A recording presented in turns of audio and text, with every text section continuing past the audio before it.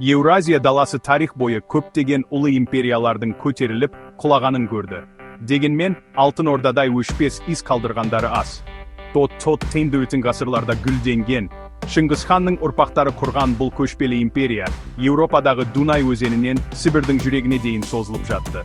Шарықтау шегінде Алтын Орда Еуразияның саяси, экономикалық және мәдени ландшафттарын қалыптастыратын күшті күшке айналды. Бұл эссе Алтын Орданың тартарлық тарихын, оның шығу тегін, билікке көтерілуін және оның ұзақ мерзімді әсерін зерттейді.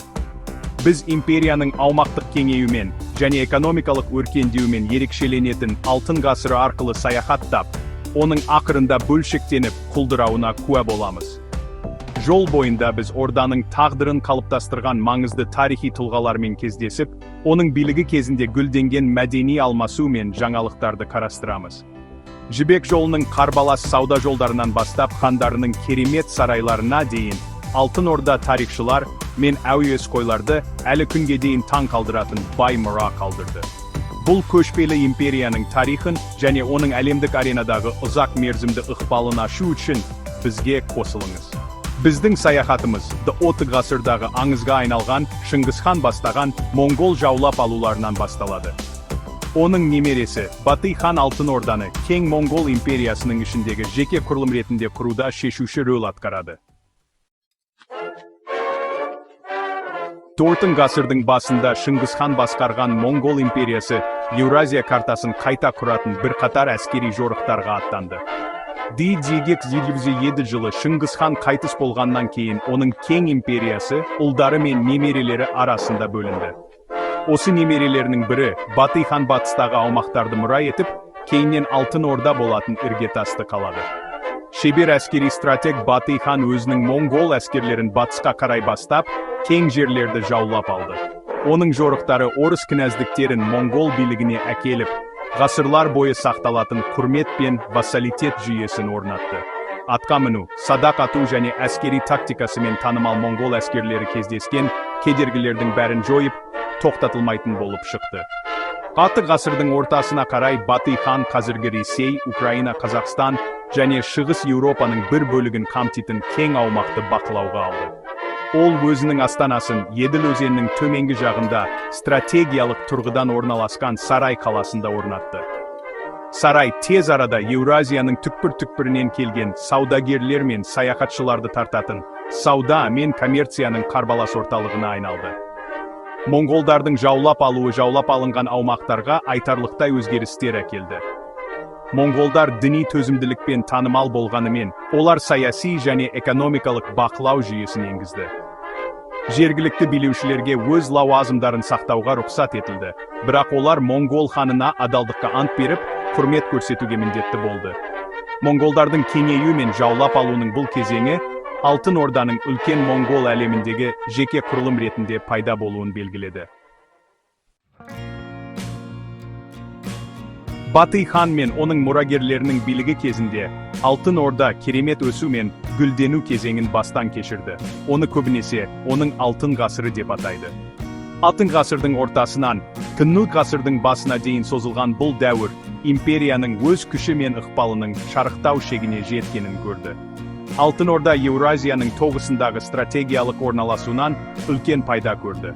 Ол шығыс пен батысты байланыстыратын негізгі сауда жолдарын бақылап, тауарлардың, идеялардың және адамдардың ағынын жеңілдетті. Империяның астанасы Сарай халықаралық сауданың қарбалас орталығына айналды. Қытай, Парсы және Еуропадан келген саудагерлерді тартты. Алтын Орданың Моңғол билеушілері көшпелі тегіне қарамастан айлакер әкімшілер болып шықты. Олар жаулап алынған халықтардан салық жүйелері мен әкімшілік құрылымдарды қоса алғанда тәжірибелерді қабылдады. Олар сондай-ақ діни төзімділікті ынталандырып, империя ішінде ислам, христиан және басқа да діндердің бірге өмір сүруіне мүмкіндік берді. Тұрақтылық пен гүлденудің бұл кезеңі мәдениет пен өнердің гүлденуіне ықпал етті. Алтын Орда мұсылман әлемінің түкпір-түкпірінен ғалымдар мен суретшілерді тарта отырып, ислам білімінің орталығына айналды. Негізгі қалаларда мешіттер, медреселер және кітапханалар салынып, интеллектуалдық және мәдени алмасуға ықпал етті. Алайда Орданың алтын ғасыры қысқа мерзімді болады. Ішкі жанжалдар, сыртқы қауіптер және қара өлім ақырында империяның іргетасын бұзады. Алтын Орданың бірлік пен гүлдену кезеңі 14 ғасырда бөлшектену және құлдыраудың басын белгілей бастады. Бұл құлдырауға бірнеше факторлар ықпал етті. Соның ішінде ішкі билік үшін күрес, сыртқы әскери қысым және қара өлімнің жойқын әсері. Моңғол элитасының ішінде мұрагерлікке таласу жиілеп, орталық билікті әлсіретіп, бөлшектенуге әкелді. Тақ үшін таласатын әр түрлі топтар пайда болып, империяны одан әрі тұрақсыздандырды. Бір кездері бір тұтас болған Алтын Орда кішігірім, тәуелсіз хандықтарға бөліне бастады. Ішкі толқуларға қоса, Алтын Орда сыртқы күштердің күшейген қысымына тап болды. Батыста Литва ұлы князьдігінің көтерілуі және Мәскеудің басшылығымен орыс князьдіктерінің бірігуі Орданың үстемдігіне айтарлықтай қиындықтар туғызды. 14 ғасырдың ортасында Еуразияны шарпыған қара өлім пандемиясы Алтын Ордаға ауыр соққы берді. Оба империя халқын азайтып, сауданы бұзып, әскери мүмкіндіктерін әлсіретті. Алтын Орда әлсіреген сайын, оның кең аумақтарына деген ықпалы азайды. Моңғол билігінен босану мүмкіндігін сезген орыс князьдіктері тәуелсіздіктерін жариялай бастады. 1380 жылы Мәскеудің ұлы князі Дмитрий Донской Куликова шайқасында Алтын Орданы жеңіп, аймақтағы Моңғол билігінің құлдырауындағы бетбұрыс кезеңін белгіледі. Алтын Орданың бөлшектенуі 14 ғасырда жалғасып, әр түрлі мұрагер мемлекеттер пайда болды. Олардың ішінде Қырым хандығы, Астрахан хандығы және Сібір хандығы өз аймақтарында ықпал ете берді. Ақырында бөлшектенуіне қарамастан, Алтын Орда Еуразия тарихы мен мәдениетінде өшпес із қалдырды. Оның мұрасын бір кездері басқарған аймақтардың саяси, экономикалық және мәдени ландшафтарынан көруге болады. Саяси тұрғыдан Алтын Орданың билігі Ресейдің дамуына терең әсер етті. Моңғолдардың жаулап алуы Киев Русінің аяқталуына әкеліп, Мәскеудің аймақтағы басым күшке айналуына жол ашты. Орыс князьдерінің Алтын Ордамен өзара әрекеттесуі, соның ішінде кейбір моңғол әскери тактикасы мен әкімшілік тәжірибелерін қабылдауы орыс тарихының бағытын айқындады. Экономикалық тұрғыдан Алтын Орда шығыс пен батыс арасындағы сауда мен мәдени алмасуды жеңілдетуде маңызды рөл атқарды. Жібек жолы бойындағы негізгі сауда жолдарын бақылау, экономикалық өркендеуге және идеялардың, технологиялардың және көркем стильдердің таралуына ықпал етті. Моңғол билеушілерінің қағаз ақшаны қабылдауы және сауданы ынталандыруы қала орталықтарының өсуіне және қарбалас саудагерлер табының дамуына ықпал етті. Мәдени тұрғыдан Алтын Орданың мұрасы бір кездері қамтыған аймақтардың өнерінде, архитектурасында және тілінде көрінеді. Моңғол билеушілерінің мұсылман ғалымдары мен суретшілерін қолдауы Алтын Ордада ислам мәдениетінің гүлденуіне әкелді.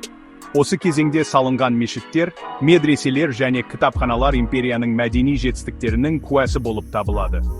Алтын Орданың мұрасы әлі күнге дейін ғылыми пікірталас пен тарихи зерттеу тақырыбы болып табылады. Оның Еуразия тарихының барысына оң және теріс әсері қызықты және күрделі зерттеу тақырыбы болып қала береді. Алтыншы бөлім – мәдени алмасу және инновация. Шығыс Еуропадан Сібірге дейін созылып жатқан Алтын Орданың кең байтақ жері, мәдениеттер мен халықтардың керемет әртүрлілігін қамтыды. Бұл мәдени әртүрлілік, империяның жібек жолы бойындағы стратегиялық орналасумен бірге, идеялардың, технологиялардың және көркем стильдердің жанды алмасуына ықпал етті. Моңғол билеушілері, көшпелі тегіне қарамастан, басқа мәдениеттер мен діндерге төзімді болды. Олар өз аумақтарында ислам, христиан, буддизм және басқа да діндердің бірге өмір сүруіне мүмкіндік берді. Бұл діни төзімділік әр түрлі ортадан келген ғалымдар, миссионерлер және саяхатшылар империя ішінде өзара әрекеттескендіктен мәдени алмасу атмосферасына ықпал етті. Алтын Орда шығыс пен батыс арасындағы білім мен инновациялардың берілу арнасына айналды. Қытайда пайда болған қағаз жасау, оқ-дәрі және компас технологиялары Орда бақылаған сауда жолдары арқылы Еуропаға жетті. Сол сияқты, еуропалық саяхатшылар мен саудагерлер өздерімен бірге жаңа идеялар мен технологияларды әкеліп, империяның мәдени және интеллектуалдық дамуына үлес қосты. Алтын Орданың өнері мен қолөнері бұл мәдени синтезді көрсетті. Осы кезеңдегі металл бұйымдары, тоқыма бұйымдары, және керамика көбінесе ислам, парсы, Қытай және орыс ықпалдарының қоспасын көрсетеді. Империяның қолөнершілері өздерінің шеберліктерімен танымал болды. Еуразия бойынша жоғары бағаланған керемет бұйымдар жасады. Алтын Орда кезінде гүлденген мәдени алмасу бір кездері қамтыған аймақтарға ұзақ мерзімді әсер етті. Ол Еуразияның мәдени ландшафтын әлі күнге дейін қалыптастырып келе жатқан гибридті мәдениеттердің, көркем стильдердің және интеллектуалдық дәстүрлердің дамуына ықпал етті. 7-ші бөлім. Өнер мен әдебиеттегі Алтын Орда. Алтын Орда салыстырмалы түрде қысқа өмір сүруіне қарамастан, империяның мәдени әртүрлілігі мен билеушілерінің қамқорлығын көрсететін өнер мен әдебиетте бай мұра қалдырды. Осы кезеңдегі өнер мен әдебиет Моңғол билігі кезінде өмір сүрген адамдардың өмірі, сенімдері және армандары туралы құнды түсінік береді. Алтын Орданың Моңғол билеушілері өнерді қолдауымен танымал болды. Олар көбінесе күрделі плиткалармен, каллиграфиямен және геометриялық дизайнмен безендірілген керемет мешіттер, сарайлар және кесенелер салуға тапсырыс берді. Бұл сәулет кереметтері империяның байлығы мен мәдени талғампаздығының куәсі болып табылады. Ислам каллиграфиясы Алтын Орда кезінде гүлденіп, шебер каллиграфтар Құран Кәрім мен басқа да діни мәтіндердің керемет көшірмелерін жасады. Бұл қолжазбалар көбінесе күрделі дизайнмен және ашық түстермен безендіріліп, сол кезеңдегі көркемдікті көрсетті. Әдебиет те осы дәуірде гүлденді. Парсы, түркі және басқа тілдерде жазатын ақындар мен жазушылар Моңғол билеушілерінің өмірін баяндап, империяның жеңістерін тойлап, адам жағдайы туралы ой жүгіртті. Бұл әдеби шығармалар құнды тарихи деректер мен Алтын Орданың мәдени ортасына түсінік береді. Алтын Орданың өнері мен әдебиеті мәдени алмасумен, көркемдік инновациямен және көшпелі империяның мәңгілік мұрасымен ерекшеленетін жанды және күрделі әлемге терезе ашады. 8-ші бөлім. Алтын Орданың тарихи тұлғалары. Алтын Орда тарихи империяның тағдырын қалыптастырған қызықты және ықпалды тұлғаларға толы. Империяның негізін қалаушы Батый ханнан бастап, қуатты және жұмбақ Өзбек ханға дейін бұл тұлғалар оқиғалар барысында өшпес із қалдырды. Шыңғыс ханның немересі Батый хан Алтын Орданы Моңғол империясының ішіндегі жеке құрылым ретінде құрды деп есептеледі. Шебер әскери стратег Батый хан Моңғол жаулап алуларын батысқа қарай бастап, орыс кінәздіктерін Моңғол билігіне әкеліп, империяның болашақ гүлденуінің іргетасын қалады. 1112 жылдан 1141 жылға дейін билік құрған Өзбек хан Алтын Орданың ең табысты және ықпалды билеушілерінің бірі болып саналады. Ол империяның билігін нығайтып, аумақтарын кеңейтіп, исламды ресми дінге айналдырып, Алтын Орданы ислам әлеміне одан әрі біріктірді. Өзбек ханның ұлы және мұрагері Жәнібек әкесінің саясатын жалғастырып, империяның тұрақтылығын сақтап, сауда мен мәдени алмасуды дамытты. Жәнібектің билігі Алтын Орданың күші мен гүлденуінің шарықтау шегін белгіледі. Қуатты Моңғол қолбасшысы Мамай империяның кейінгі жылдарында маңызды рөл атқарды. Өзі хан болмаса да, Мамай саяси тұрақсыздық кезеңінде айтарлықтай ықпал етті. 1380 жылы Куликова шайқасындағы жеңілісі Алтын Орданың құлдырауындағы бетбұрыс кезеңін белгіледі. Ақ Орданың ханы Тоқтамыс XIV ғасырдың соңында бөлшектенген Алтын Орданы қысқа мерзімге біріктірді. Алайда оның билігі қысқа мерзімді болды, ал империя көп ұзамай ішкі жанжалға қайта оралды. Бұл Алтын Орда тарихын қалыптастырған көптеген көрнекті тұлғалардың бірнешеуі ғана. Олардың ерліктері, амбициялары және мұралары тарихшылар мен әуесқойларды әлі күнге дейін таң қалдырады. 9-ші бөлім. Қорытынды, тұрақты әсер. Алтын Орда ақырында бөлшектеніп құлдырауына қарамастан, Еуразия тарихының барысына тұрақты әсер етті. Шығыс Еуропа далаларынан Сібірдің жүрегіне дейін империяның ықпалын оның жойылуынан кейін ғасырлар бойы сезінуге болады. Алтын Орданың мұрасы күрделі және көп қырлы.